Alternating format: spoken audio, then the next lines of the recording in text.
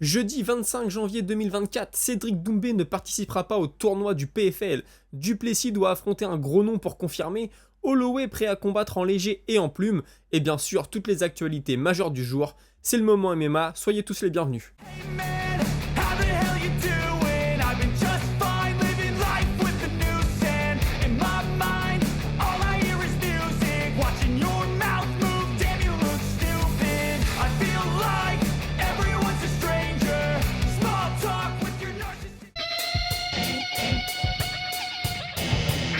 Cédric Doumbé n'est pas surpris que les places pour son prochain combat se soient vendues très vite, l'événement ayant lieu à l'Accor Hotel Arena, ça représente le double de tickets que pour son dernier combat. Il a d'ailleurs confié qu'il voulait le Stade de France et est confiant sur le fait que ça pourra avoir lieu lors de son prochain combat et qu'avec un adversaire de renom, le stade serait plein. On lui a d'ailleurs demandé pourquoi Baki et pas tout de suite une star du MMA. Il a tout d'abord rassuré, le prochain sera un gros nom, c'est sûr. Il cite toujours Anthony Pettis d'ailleurs, et Baki a une grosse fanbase en France qui pense qu'il réussira à l'amener au sol et à le battre. Mais Cédric est confiant, d'après lui sa lutte et son grappling sont meilleurs, et si son adversaire est vraiment bon, ce dont il doute, il terminera au deuxième round, mais un KO à la fin du premier round lui semble plus probable. Ajoutant avec une pointe d'ironie que les gens qui pensent que Baki va le battre sont les mêmes qui pensaient que Zebo le battrait. On a aussi appris dans cette interview qu'il pèse 88 kg à l'année, pèse forcément à 78 la veille du combat, et est autour des 82 kg dans la cage. Il ne participera pas non plus au tournoi, la direction voulant le garder seulement pour les gros combats. Il vise bien sûr une ceinture, mais estime devoir la mériter en battant les meilleurs. Il est très honnête sur sa popularité en expliquant que ce qu'il produit dans la cage ne fait pas tout, le trash talk et sa présence sur les réseaux y sont aussi pour beaucoup. Quand on lui parle de l'UFC, il ne ferme pas la porte mais pense qu'il y a 90% de chances qu'il n'y mette jamais les pieds. Étant plus proche de la fin que du début, il pense se retirer dans 5 ans et se tourner vers le cinéma. D'après Michael Bisping, battre Israel Adesanya serait l'occasion pour Dricus du Plessis d'être le champion incontesté aux yeux de tous. Concernant le champion sortant, Sean Strickland, il trouve que le moment est parfait pour lui de prendre sa revanche sur Jared Cannonier, combat serré qu'il avait perdu en étant trop peu actif, un peu à l'image de ce qu'il nous a montré samedi soir. Toujours sur Strickland, il insiste, Sean, sans se réinventer complètement, doit ajouter d'autres armes à son arsenal. Il ne peut pas compter que sur son jab et son 1-2 en ligne, aussi efficace soit-il. Il lui faut absolument un plan B s'il veut s'imposer face à des adversaires qui ont trouvé la solution à son style peu orthodoxe. Holloway est revenu sur les raisons qui lui ont fait prendre le combat contre Gaethje, et tout d'abord il avait l'impression que les deux étaient dans la même situation, à savoir bloqués en attendant ce qui allait se passer avec la ceinture dans leurs catégories respectives. Holloway voulant être actif avec 3 combats par an et l'UFC ne lui proposant rien, a lancé l'idée de monter en léger pour aller chercher la BMF. Il reconnaît que c'est aussi une façon de se donner plus d'options parce que même si la ceinture des poids plumes reste son objectif, il ne dirait pas non à une chance chez les légers. Il sait que beaucoup de personnes pensent qu'il va s'incliner face à Gaethje puisqu'il avait connu un gros déficit de puissance lors de sa dernière montée en léger face à Dustin Poirier. Il assure avoir fait les choses beaucoup plus intelligemment cette fois, il n'était d'après lui qu'un gros poids plume la dernière fois, alors que cette fois il s'est fait aider par un diététicien pour être un vrai poids léger. Combattre à l'UFC 300 lui tenait à cœur, il n'était pas sur la carte du 200 et sait qu'il ne sera plus là pour le 400. Kamaru Usman nous explique que si Conor est aussi populaire, c'est surtout lié à son style de combat. C'est un striker et les gens adorent les strikers. Ça parle à tout le monde et même à ceux qui n'y connaissent rien.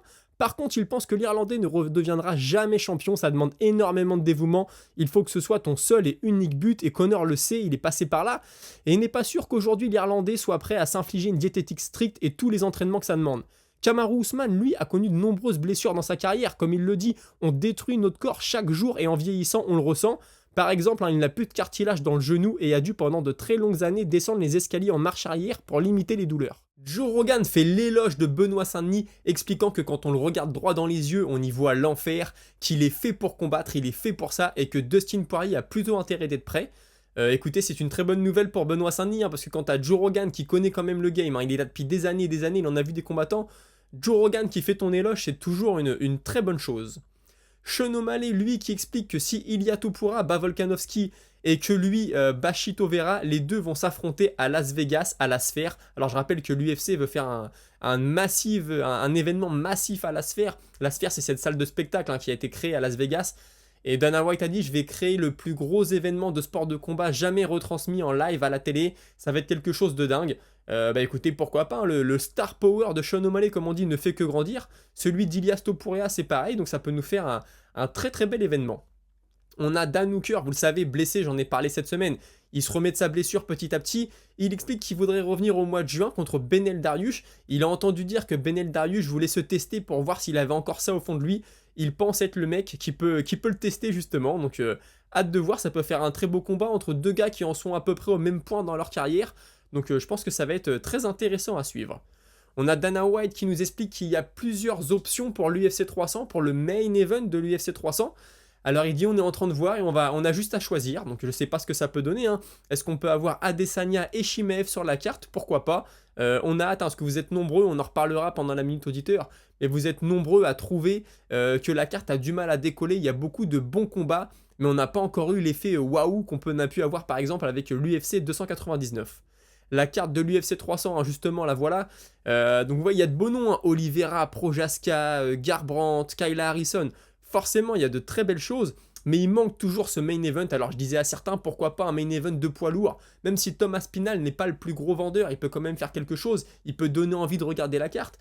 Israel Adesanya ou Khamzat Chimaev, ce serait très bon pour l'UFC parce que les fans vont regarder et les gens qui connaissent seulement voilà, de nom Adesanya, Chimaev, ils sont quand même assez connus. Donc ça peut amener du monde et puis ça peut donner un peu de piment à cette carte. Toujours à l'UFC, vous savez, l'UFC Arabie Saoudite du mois de mars a été décalée. Elle aura maintenant lieu d'après l'Arabie Saoudite, elle aura lieu le 22 juin. Donc c'est une affaire à suivre. L'ADXC, vous savez, c'est la soirée de grappling. Hein. On a vu Aljamain Sterling et Chase Hooper s'affronter.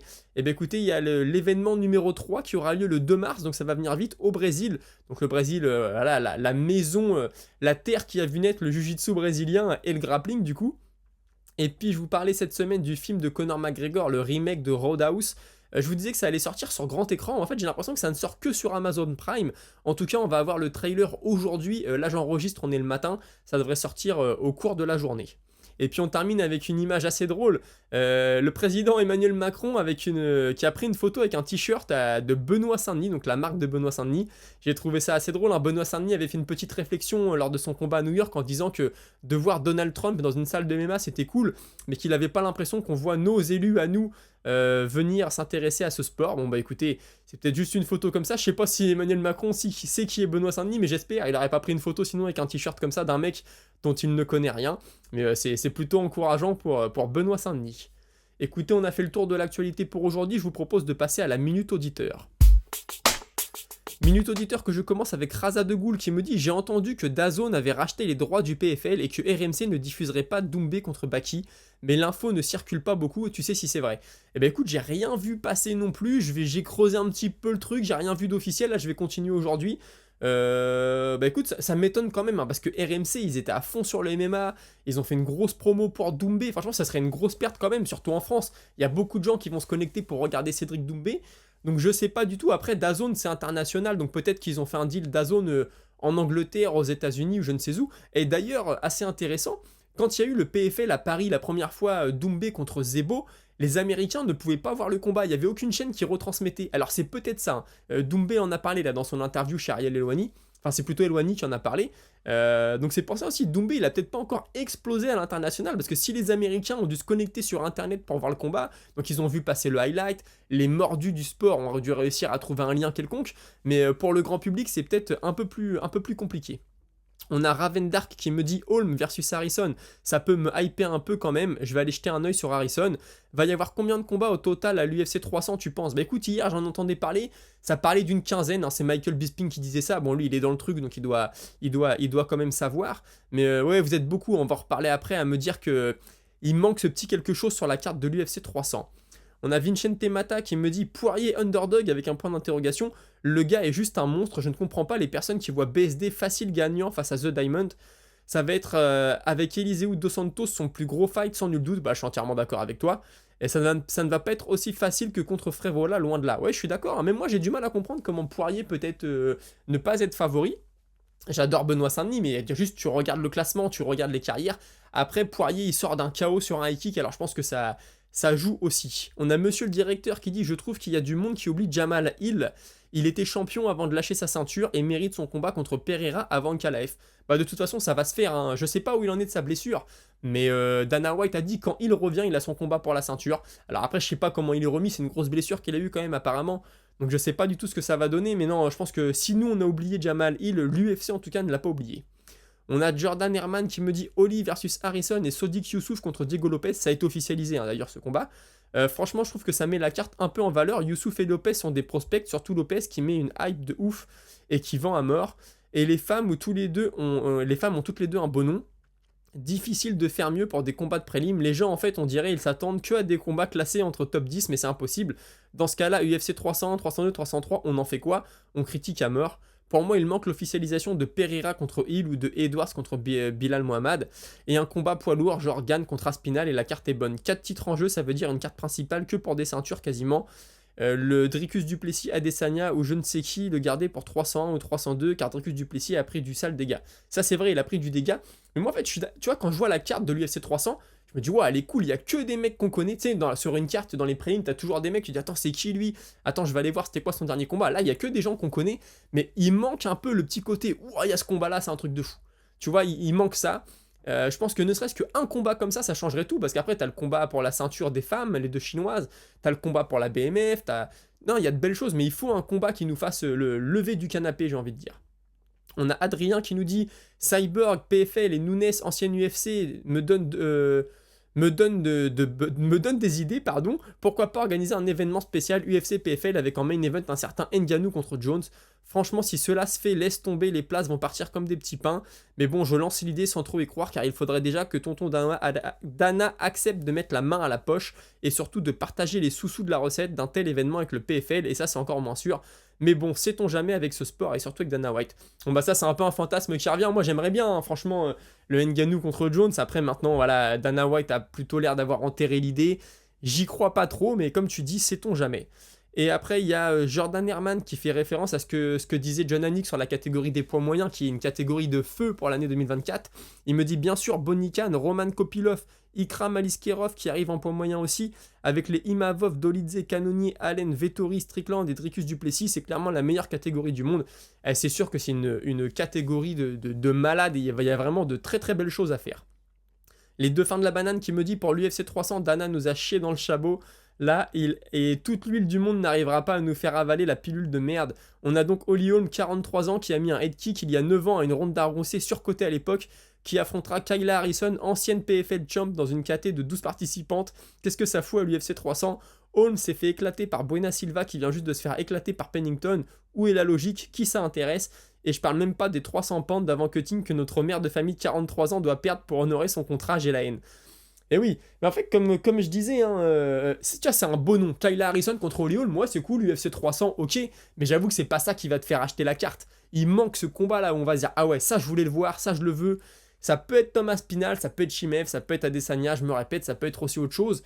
Là, on est un peu dans une carte encore, je trouve, de hardcore fan, hein, tu vois. Moi, si je montre la carte à des potes, ils vont pas trop connaître Kayla Harrison, ils connaissent pas, faut être honnête. Aux États-Unis peut-être un peu plus, parce qu'elle était championne olympique de judo, donc peut-être qu'elle était un peu plus médiatisée.